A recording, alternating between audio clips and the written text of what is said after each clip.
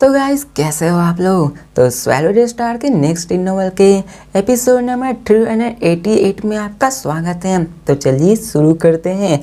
लेकिन इससे पहले अगर आपने मेरे चैनल को सब्सक्राइब नहीं किया है तो सब्सक्राइब करके बेल आइकन दबाना ना भूलें। तो जैसा कि हमने पिछले एपिसोड में देखा ही कि यहाँ पे लूफिंग 20 लेवल को पास आउट कर चुका होता है और वो अभी 21st लेवल की ओर बढ़ रहा होता है। और अब फिर हमें वहाँ के वास्ट डार्कनेस को दिखाया जाता है जहाँ पे लूफिंग अभी 21st लेवल में आ चुका होता है और वहाँ पे पूरी तरह से साइलेंस होती है। और वहाँ का दिखाया जाता है कि ब्रिज एक डार्कनेस की ओर जा रही होती है।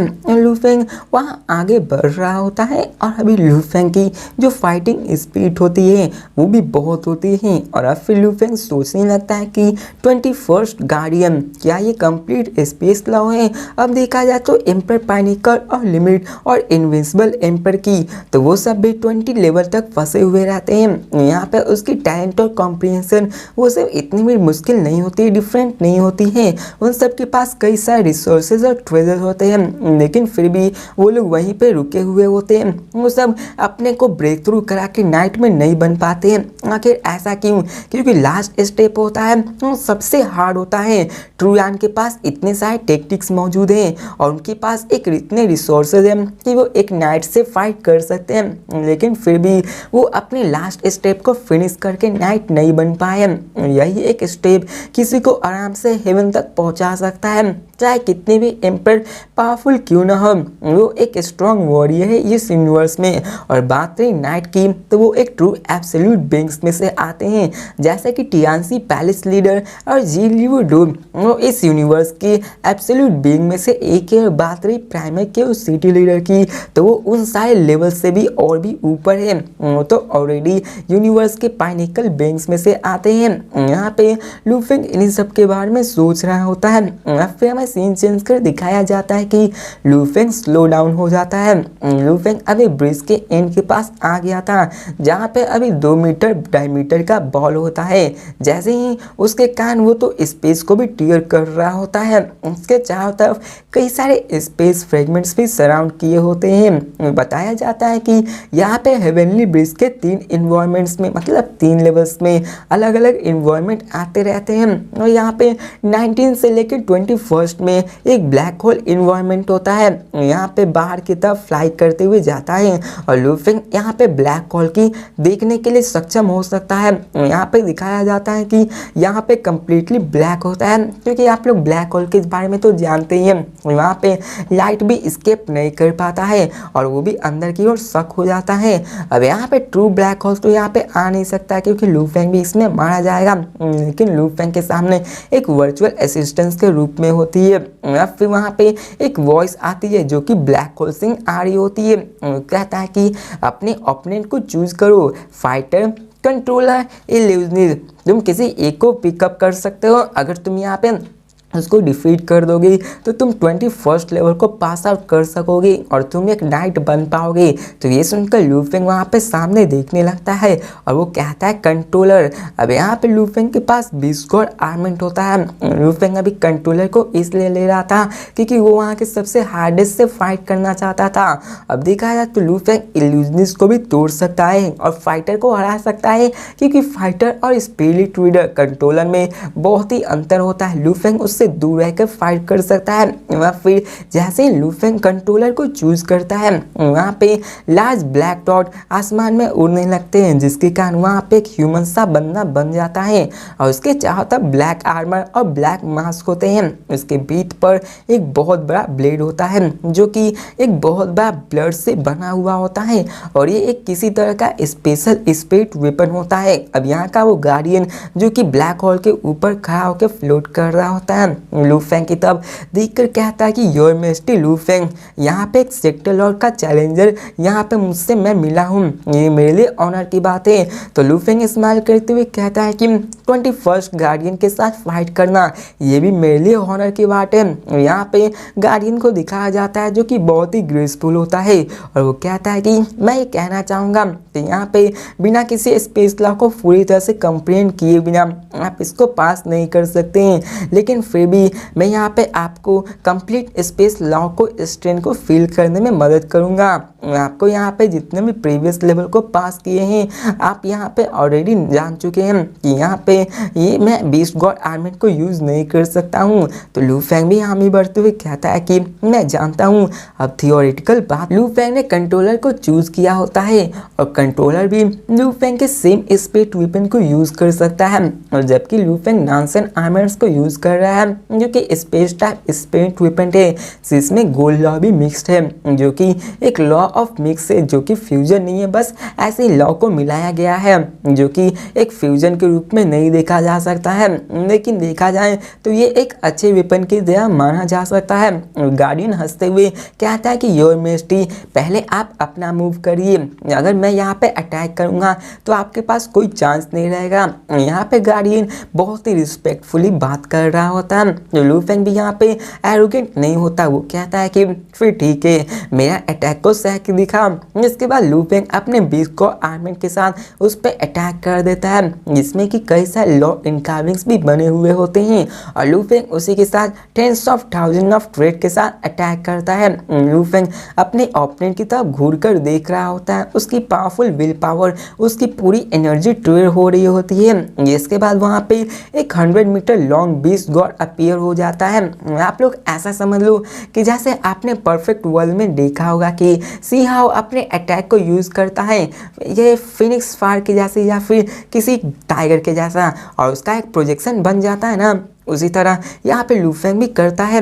दिखाया जाता है कि बीस्ट गॉड की पावर होती है वो उस गार्डियन की तरफ बढ़ने लगती है, यहाँ पर सराउंडिंग स्पेस भी कटने लगती है, और अब फिर हमें गार्डियन को दिखाया जाता है जो कि अपने बीस्ट गॉड की तरफ देखकर कहता है सील, और वहाँ पे पावरफुल फॉर्मलेस बाइंडिंग आके बीस्ट गॉड की तरफ बढ़ने लगती है, और सडनली वहाँ पे लू फेंग वहीं पे फंस कर रह जाता है क्योंकि ये सीलिंग पावर बहुत ज़्यादा स्ट्रॉन्ग होती है, यहाँ तक कि बीस्ट गॉड भी उससे सील हो गया होता है, और लू फेंग को तो विश्वास ही नहीं हो रहा होता है कि आखिर ये कैसे हो सकता है। और यहाँ पे गार्डियन उससे कहता है कि ये कंप्लीट स्पेस लॉ है जो कि आपके इमेजिनेशन से भी ऊपर जा चुकी है, आपको ये फील प्राउड होना चाहिए कि आप इस लेवल तक मैनेज कर सके हैं, लेकिन फिर भी ये कंप्लीट स्पेस लॉ इतना नहीं कि आप इसको समझ पाएंगे। तो ये सुनकर तो लू फेंग शॉक हो जाता है। यहाँ पे लू फेंग को शॉक होता देखकर गार्डियन भी उसे देख रहा होता है। अब यहाँ पे लू फेंग पूरी तरह से मैडनेस में भरा हुआ होता है, वो अपने बॉडी को ट्विस्ट करने लगता है। वो यहाँ पे ऐसा ही था कि वो अपनी लाइफ और डेथ के लिमिट पे आ चुका है, और वो यहाँ पे हार नहीं मानना चाहता है, और वहाँ पे अपनी विल पावर को पुश करने वाला था। लू फेंग इस बार अनलीज करता है अपनी विल पावर को। अब जैसे ही अपनी विल पावर को ये अनलीज करता है वहाँ पे उसको छुड़ाने की कोशिश करता है, वो अपने टेल व्हिप को यूज करके ब्रेक करने की कोशिश कर रहा होता है, और यहाँ दिखाया जाता है कि उसकी विल पावर जो कि कमांडर कॉन्शियसनेस की जितनी होती है बीस्ट गॉड के साथ मिलकर, जो कि उसने इतने काउंटलेस ईयर्स तक ट्रेन किए होते हैं, वो इसको यूज़ करके अपने आप को छुड़ाने की कोशिश कर रहा होता है। लेकिन लू फेंग इसमें ज़्यादा कामयाब नहीं हो पा रहा होता है, लेकिन दिखाया जाता है कि धीरे धीरे करके लू फेंग अपने बीस्ट गॉड के साथ मूव करना स्टार्ट कर देता है, जिसके बाद सील स्पेस तो कम्प्लीटली टूट जाता है। यहाँ ये देखकर तो वो गार्डियन वो भी लू फेंग की तरफ क्यूरियोसिटी से देखने लगता है और कहता है कि अब मुझे यहाँ पे ग्रेसफुल रहने की कोई ज़रूरत नहीं है, अगर यहाँ पे मैं अपने ब्लेड वर्क को यूज़ नहीं करूँगा तो मैं यहाँ पे गार्डियन किस लिए कहलाऊँगा। अब लू फेंग को दिखाया जाता है जो कि लड़ने को तैयार होता है, और वो गार्डियन भी लू फेंग की तरफ अपने आर्क ब्लेड से लेके अटैक कर देता है। उसकी अटैक बहुत ज़्यादा पावरफुल होती है। अब लू फेंग अपनी बीस्ट गॉड से उसको डिफेंड करने की कोशिश करता है, और दिखाया जाता है कि उसकी स्पीड भले ही स्लो हो और यहाँ पे उसकी पावर बहुत ज़्यादा थी। अब लू फेंग उस स्लैश से स्केप नहीं कर पा रहा था। लू फेंग को वो अटैक जाके लग जाता है और इससे लू फेंग की लाइफ को डिस्ट्रॉय हो जाती है, और लू फेंग यहाँ पे हार जाता है। ये एक फेलियर था। अब यहाँ पे जितने भी बंदे लू फेंग को देख रहे होते हैं, यहाँ तक कि गार्डियन भी उसको देख रहे होते हैं, वो भी उससे कहते हैं कि कितनी तुम्हारी जो विल पावर है ये बहुत ज़्यादा टेरिफाइंग है, तुमने एक्चुअली मुझे अपने किलर टेक्निक को यूज़ करने पे मजबूर कर दिया है। देखा जाए तो यहाँ पे नाइट 21st लेवल को पास आउट कर सकते हैं, लेकिन वो नाइट होते हैं, उनकी पावर भी बहुत ज़्यादा होती है विल पावर की, लेकिन ये तो सिर्फ एक सेक्टर लॉर्ड का बंदा था, आके इसकी विल पावर इतनी स्ट्रॉन्ग कैसे हो सकती है। गार्डियन भी लू फेंग के इस विल पावर से हैरान होता है। और फिर हमें सीन चेंज कर उसी आइलैंड हेवनली ब्रिज के सेंटर का सीन दिखाया जाता है, जहाँ पर बेविन लू फेंग के बैटल को स्क्रीन पर देख रहा होता है। और वो पहले वो स्माइल कर रहा था और उसे विश्वास नहीं हो रहा होता है कि लू फेंग इतना भी आगे जा सकता है। लेकिन जैसे ही लू फेंग के बारे में, वो विल पावर के बारे में जानता है, उसके भी एक्सप्रेशन चेंज हो जाते हैं और उसे भी विश्वास नहीं होता कि लू फेंग ने उस सील को तोड़ दिया है। आखिरकार वो ऐसा कैसे कर सकता है। और यहाँ पे वॉचमैन बेविन भी स्टन हो जाता है, उसकी मुंह खोले की खुले रह जाता है। वो कहता है कि उसने उस गार्डियन को अपने किल टेक्निक को यूज करने पे मजबूर कर दिया है। अब यहाँ बताया जाता है कि जितने भी स्पेस गार्डियंस होते हैं वो अपने अलग अलग वेपन्स को यूज करते हैं। उनमें से 3 मूव्स होते हैं, पहला की सील, दूसरा किल, तीसरा टेलीपोर्ट। और ये तीनों मूव बहुत ज़्यादा पावरफुल होते हैं और ये इवोल्यूशन को दर्शाते हैं स्पेस लॉ में, जो कि बहुत ही पावरफुल होता है। अगर देखा जाए तो किल मूव के सामने तो हाईएस्ट ऑफेंसिव एबिलिटी भी, किल मूव असल में एक हाईएस्ट ऑफेंसिव एबिलिटी है जो कि किसी को मारने के लिए काम आता है। और सील नॉर्मली वीकर ओपोनेंट्स पे यूज किया जाता है, लेकिन फिर भी यहाँ पे लू फेंग ने उसे किल यूज करने पे मजबूर कर दिया था।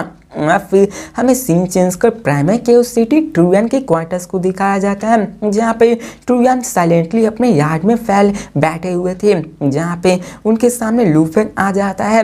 इसको देखकर ट्रूयान हंसने लगता है और कहते हैं कि लू फेंग, तुम्हारे इस प्राइमर स्काई माउंटेन और हेवनली ब्रिज के 20 लेवल को पास करने के लिए कांग्रेचुलेसन। यहाँ पे सोचा था कि तुम सिर्फ अभी स्काई माउंटेन पे ही रुकोगे, लेकिन मैंने कभी भी एक्सपेक्ट नहीं किया था कि तुम हेवनली ब्रिज पे भी जाओगे और तुम तो 21st गार्डियन से भी लड़ने के लिए गए थे। तो यहाँ पे हमें लू फेंग को दिखाया जाता है, जो कहता है कि आपने सही कहा, वो बहुत ही स्ट्रॉन्ग था, उसका सील ही बहुत काफ़ी था मुझे यहाँ पे बांध के रखने के लिए, लेकिन लू फेंग ने अपने विल पावर से उसको तोड़ दिया होता है। यहाँ पे ट्रूयान हंसते हुए कहते हैं, ऑफ कोर्स वो स्ट्रॉन्ग तो होगा ही, हमारी जो स्पेस लॉ टेक्निक होती है वो यहाँ पे टेलीपोर्ट, किल और बाइंड में बटी हुई होती है और ये 3 डिस्टिंक्शन होती है। और यहाँ पे हमें एक एक करके सबको सीखना पड़ता है और एक को सीखने के लिए बहुत ही लंबा टाइम लगता है। यहाँ पे तीनों को कंबाइन कर लिया जाए तो ये एक कंप्लीट स्पेस लॉ के रूप में देखा जाता है। और जब तुम इनको तीनों को कंप्लीट कर लोगे तो तभी तुम कंप्लीट स्पेस लॉ को सीख सकते हो। ये कंप्लीट स्पेस लॉ सील ये एक ट्रू सील होता है जो कि नाइट आसानी से किसी भी नॉर्मल एंडाइंग पे यूज कर सकते हैं उसको बांध के रखने के लिए, और वो उसमें से छूट भी नहीं सकते हैं। यहाँ पे वो ऐसे कई सारी चीज़ें बताने लगते हैं और वो कहते हैं कि अगर देखा जाए तुम इसको सीख लोगे तो ये बहुत ही एडवांटेज की बात होती है। जैसे कि गॉड बॉडी, हमारी ह्यूमन एम्प्रेस में सभी अपनी लॉ को कंप्रीहेंड कर सकते हैं और यहाँ पे जो गॉड एनर्जी एक कंप्रीहेंड करता है सेक्टर लॉर्ड की एनर्जी से 1 लाख ज़्यादा होता है। लेकिन जैसे ही कोई एक बंदा नाइट बनता है वो अपने स्पेस लॉ को कंप्लीटली यूज कर सकता है, उसकी गॉड बॉडी अपने आप में ही बहुत ज़्यादा पावरफुल हो जाती है। यहाँ पे उनके डिफरेंस ही होते हैं कि वो अपने comprehension, soul amplification, genetic evolution, god body amplification, tweezer technique, will power, हर एक चीज़ को बहुत ज़्यादा पावरफुल बना सकते हैं। ऐसे ही कई सारे बातें होने लगती है और लू फेंग भी हामी भरता है। यहाँ पे लू फेंग ने 20 लेवल को पास कर लिया था, जो कि उसको दर्शाता है कि लू फेंग की विल पावर बहुत ज़्यादा स्ट्रांग होती है। अब ट्रूयान हंसते हुए कहते हैं कि तुम्हें चिंता करने की कोई बात नहीं है, in short amount of 10,000 years में ही तुमने यहाँ पे ऑलरेडी इतना नाम बना लिया है। तुम तो ऑलरेडी 7 ब्लेड के क्लोज हो और तुम तो मेरे भी नज़दीक आ गए हो। तुम तो बहुत ही इंप्रेसिव हो।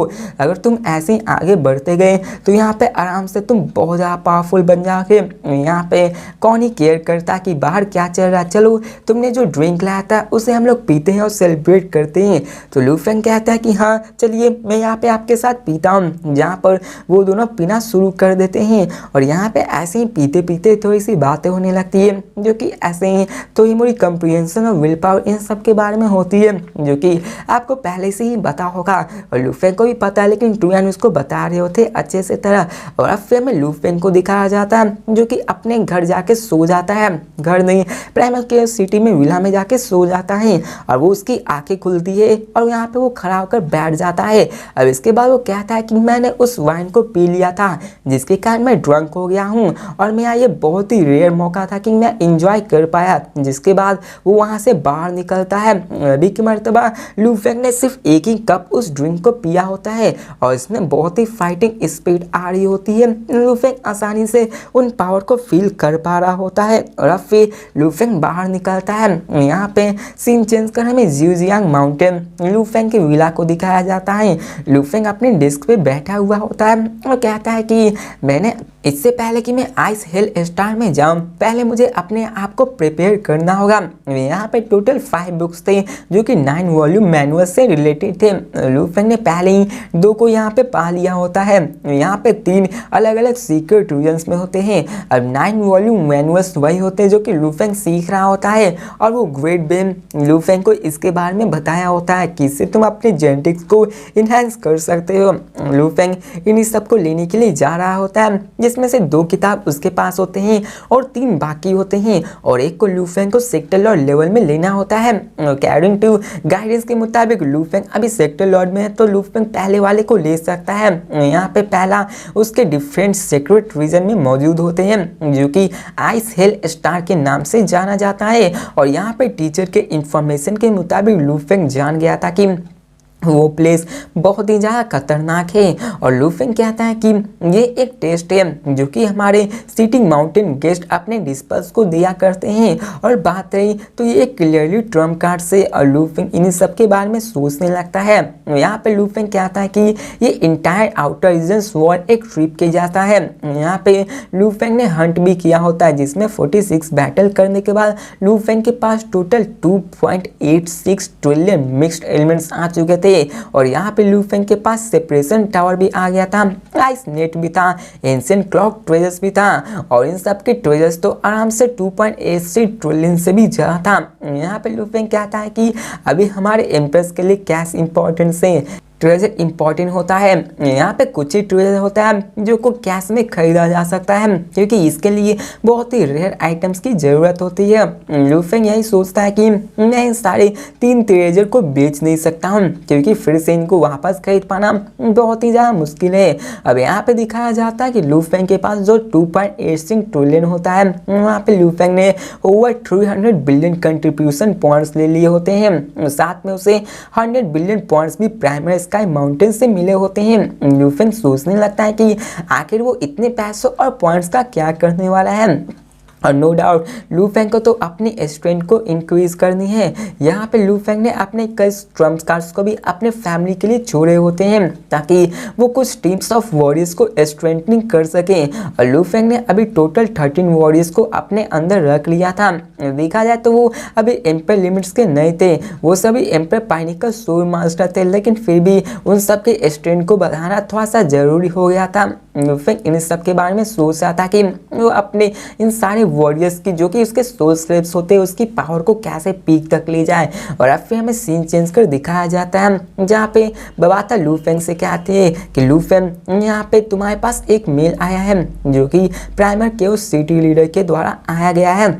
तो ये सुनकर तो लू फेंग भी शॉक हो जाता है और कहता है कि सिटी लीडर का, जिसके बाद लू फेंग उस मेल को खोलता है, उसके पढ़ने लगता है। अब यहाँ पे कई लंबे चौड़े डिटेल होते हैं जहाँ पे लिखा होता है कि यहाँ पे एक गिस्ट है और तुम्हें अपने कभी भी बेड लिवर एम्पर का सीक्रेट आइडेंटिटी को नहीं रिवील करना है। यहाँ पे ऐसे ही वो कई सारी चीज़ें होती हैं जो कि बकवास होती हैं। और फिर यहाँ पे और आगे लिखा होता है कि जबकि तुम ब्लेड रिवर एम्पर हो तो तुम यहाँ पे सबसे अलायंस कर सकते हो और वहां पे 108 मैनेजर होंग अलायंस में तुम्हारे लिए अलायंस बनाने के लिए तैयार है, जबकि तुम यहाँ पे अलायंस में प्रैक्टिस कर सकते हो।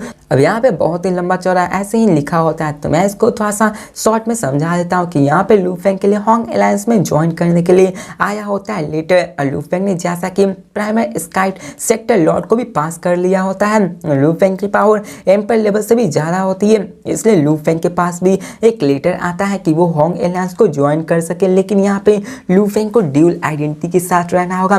पहला तो लू फेंग, दूसरा ब्लेड रिवर एम्पर के साथ। और यहाँ पे लू फेंग को कभी भी अपने आइडेंटिटी के बारे में नहीं रिवील करना, बस इतना ही मेल में होता है। तो यहाँ पे ज़्यादा बकवास न करते हुए आगे बढ़ते हैं। अब यहाँ पे उस मेल में कई सारे डिटेल्स लिखे होते हैं, साथ ही साथ में कई सारे वार्निंग्स भी होते हैं जो कि ब्लेड रिवर के बारे में होते हैं। और यहाँ पे ऐसे ही फिर से होने लगती है बातें। ये सब सीख कर तो यहाँ पे लू फेंग हंसने लगता है और वो कहता है कि लगता है मुझे अब से 2 आइडेंटिटीज को बनाना होगा, ब्लेड रिवर और लू फेंग। अब यहाँ पे बबाता उससे कहती है कि तुम्हें खुद पे प्राउड होना चाहिए कि सिटी लीडर ने पर्सनली तुम्हारे लिए 2 आइडेंटिटी का जुगाड़ किया, तुम्हें होंग एलायंस में ज्वाइन करने के लिए। तुम्हारी ब्लेड रिवर की आइडेंटिटी ये शॉकिंग है, तुम्हारी जो स्ट्रेंथ है वो एम्पर लिमिट से भी ज़्यादा आ चुकी है, यहाँ तक कि 7 ब्लेड और लाइफ फॉल की भी जितने पास आ चुकी है, इसलिए यहाँ पे वो इसको नहीं करना चाहते। अब ये सुनकर तो लू फेंग भी स्टन हो जाते हैं। और अब फिर हमें वही चीज़ दिखाया जाता है जो कि आप सबको इतने सालों से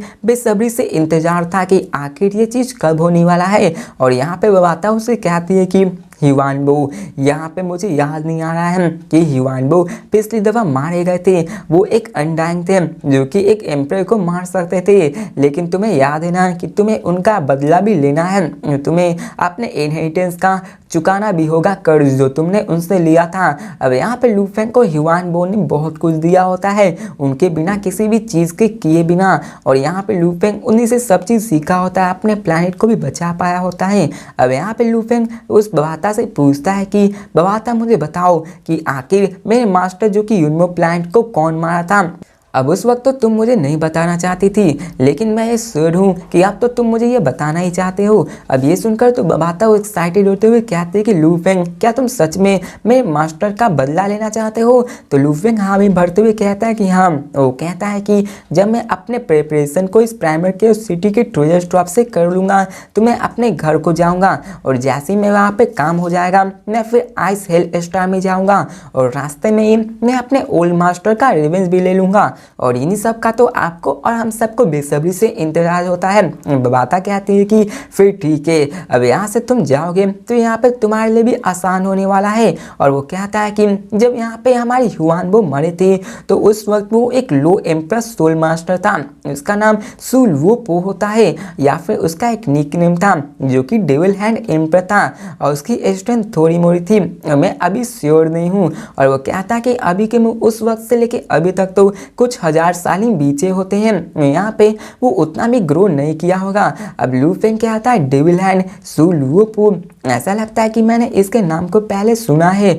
अब यहाँ पे लू फेंग बहुत सारे रिसर्चेस को किया होता है जिनमें कि वो इस नाम को सुन रखा होता है। फिर हमें सीन चेंज कर होंग एलायंस वर्चुअल वर्ल्ड को दिखाया जाता है, जहाँ पे उसमें कई सारे सिटी के कई सारे स्मॉल डिस्ट्रिक्ट होते हैं, वहाँ पे एक में 10,000 रेजिडेंस होता है हर एक सिटी में। और अब फिर यहाँ पे दिखाया जाता है कि वहाँ पे कई बड़े बड़े फैमिलीज होते हैं, वहाँ पे कई बड़े बड़े लोग रहते हैं, जैसे कि ट्रूयान, हेवनली फेडर, सेवर ब्लेड, ऐसे कई सारे बैंक्स वहाँ पे रहा करते हैं, वहाँ पे ट्रेड किया करते हैं। और फिर लू फेंग वहाँ पे चलते हुए आता और कहता है कि तो ये है मेरा नया डिस्ट्रिक्ट। और अब फिर तभी यहाँ पे दिखाया जाता है कि लू फेंग होता है, तो वहाँ पे 2 बंदे आते हैं और वो कहते हैं कि आखिर आप यहाँ क्या कर रहे हैं, यहाँ पे आप कैसे हैं लू फेंग योर मेजेस्टी। और जब लू फेंग पीछे मुड़कर देखता है तो वहाँ एक ह्यूमन और दूसरे रेस का वॉरियर होता है जो कि साथ में चलकर आ रहे होते हैं। अब ह्यूमन का शॉर्ट ब्लू हेयर होता है, उसकी आंखें भी ब्लू होती हैं और वो एक सिंपल आर्मर में ड्रेस होता है, लेकिन उसके फेस पे भी ब्लू इनकार्विंग्स होती है, वो फ्रेंडली लग रहा होता है। अब लू फेंग उसको देखकर स्टन हो जाता है और कहता है कि तुम तो ड्रीम फायर एम्पर हो ना। अब यहाँ पे लू फेंग ने कई सारी चीज़ों के बारे में पता लगा लिया होता है जो कि बार बार एक ही चीज़ के बारे में हमें बताई जाती हैं। लू फेंग ने सबके इन्फॉर्मेशन के बारे में जाना होता है और सबके पिक्चर फुटेज को भी देखा होता है। अब वो स्माइल करते हुए कहता है कि तुम्हारे टीचर ट्रूयान वो डिस्ट्रिक्ट में जब थे तो वो अभी इनर सिटी में मौजूद है। अब यहाँ पे हमें दूसरे रेस के वॉरियर को दिखाया जाता है जो कि ड्रीम फायर के बगल में ही खड़ा होता है। वो कहता है कि योर मेजेस्टी लू फेंग, ये हमारे होंग एलायंस का टॉप 3 डिस्ट्रिक्ट में से आता है, जो कि यहाँ पे स्ट्रॉन्गेस्ट एम्पायर यहाँ पे रहते हैं। और ये नांसी एम्पायर है जो कि 2 माह रेस से हैं और ये एक एक्सेप्शनल एम्पायर है हमारी यंगर जनरेशन के रेस में का। यहाँ पे हमें नांसी एम्पायर को दिखाया जाता है जो कहते हैं कि आप मैजेस्टी आप मेरे बारे में बहुत ही ज़्यादा बोल रहे हैं, मैं शर्मिंदा हूँ। अब लू फेंग भी नांसी की तरफ उस तरफ देखने लगता है, उसको केयरफुली देख रहा होता है। यहाँ पे लू फेंग ने भी उसके बारे में थोड़ा मोड़ा सुन रखा था। वो दोनों तो एक रेस के थे नहीं, लेकिन फिर भी वो दोनों एक अच्छे लाइफ और डेड ब्रदर्स के तरह थे। वो यहाँ पे साथ ही में एक्सप्लोर करते थे। ड्रीम फायर और नांसी वो दोनों एक दूसरे के भाई जैसे ही थे। अब एक को तो ज़्यादा गुस्सा आता था और एक को गुस्सा ही नहीं आता था। और यहाँ पे वो लोग लाइफ और ब्लैक टॉम से भी 100 टाइम्स स्ट्रॉन्गर थे। उनकी रेपुटेशन भी बहुत ही ज़्यादा थी जो कि कत्ले आम मचाने से आई होती है। लू फेंग सोचता है कि ऐसे ब्लड ट्रस्ट फेलो जो कि बहुत ही सिंपल लग रहे हैं, और यहाँ पे वो कहता है कि हमें किसी भी किताब को उसके कवर से जज नहीं करना चाहिए, क्योंकि ये दोनों तो ब्लड ट्रस्ट फेलो हैं जो कि इतने सिंपल लग रहे हैं और किसी ने भी ये सोचा नहीं होगा कि ये इतने ज़्यादा ही बास केयर होंगे। फिर यहाँ पे ऐसे ही उन दोनों के बारे में बात होने लगती है। लू फेंग सोचता है कि ये लिटिल डिस्ट्रिक्ट यहाँ तो सच में कई सारे पावरफुल वॉरियर्स मौजूद हैं। फिर हमें सीन चेंज कर दिखाया जाता है कि वो आगे बढ़ने लगता है। वहाँ पे टोटल 8000 वॉरियर्स थे, जिनमें से कि 1000 तो एम्पायर लिमिट्स के बंदे थे। कुछ ऐसे बेंग्स थे जो कि ड्रीम फायर और नांसी जैसे टेरिफाइंग बेंग्स मौजूद थे। और लू फेंग का भी यहाँ नाम बहुत ही बड़ा था। जो भी यहाँ पे प्राइमरी स्काई माउंटेन को पास कर जाता है तो उसकी जो पावर होती है वो बहुत ही टेरिफाइंग बेंग पे आ जाती है। यहाँ तक कि ड्रीम फायर नांसी जैसे बंदे भी लू फेंग को रिस्पेक्ट दे रहे थे। यहाँ तक कि एम्प्रेस को भी इतना नहीं रिस्पेक्ट मिलता। अब लू फेंग वहाँ पे आगे बढ़ने लगता है, जिसके बाद वो बाद में अपने यूजियांग माउंटेन के पास वापस आ जाता है और अपने जितने भी बैटल्स होने वाले आगे फ्यूचर में उन सब के बारे में प्लान बनाने लगता है। और वहाँ पे हमें दिखाया जाता है कि लू फेंग प्राइमरी की उस सिटी में 1 महीने तक रुकता है और वो 1 महीने तक अपने कई सारे ट्रियर्स जो कि बैटल में काम आने वाले हैं उन सबको रखने लगता है, जैसे कि कुछ आइटम्स जो कि किसी भी अनडाइंग बॉडी को रिकवर करने में मदद कर सकते हैं, और कई सारे वॉरियर्स को मारने के लिए आइटम, जैसे कि लू फेंग के पास फेमो पॉइजन थे। नेचुरली लू फेंग उन सबको रखने लगता है और उसी के साथ लू फेंग अपने पास 3 टॉप क्लास शिप्स को भी रखता है। यहाँ पे लू फेंग उन्हीं सबको यूज करता है जो कि लू फेंग ने उन सबको मार के लूटा होता है। और इसी के साथ दिखाया जाता है कि वो अपने लिए बहुत ज़्यादा पैसा खर्च करने लगता है इन स्प्री, और यहाँ पे वो अपने लिए एक टीम को भी खरीदता है, अपने लिए अपने फैमिली के लिए। और वहाँ पे वो लगभग 100 बिलियन छोड़ता है ताकि वो यहाँ पे प्राइमरी के सिटी में अपने आप को हैप्पीली छोड़कर जा सके। तो गाइस इसी के साथ ये वीडियो भी खत्म होती है, तो मिलते हैं नेक्स्ट वीडियो में। तब तक के लिए बाय, और देखते हैं कि आगे क्या होने वाला है, लू फेंग का क्या प्लान होने वाला है, क्या लू फेंग 9 मैनुअल सोल्स को क्या ले पाता है या फिर नहीं। तब तक के लिए बाय।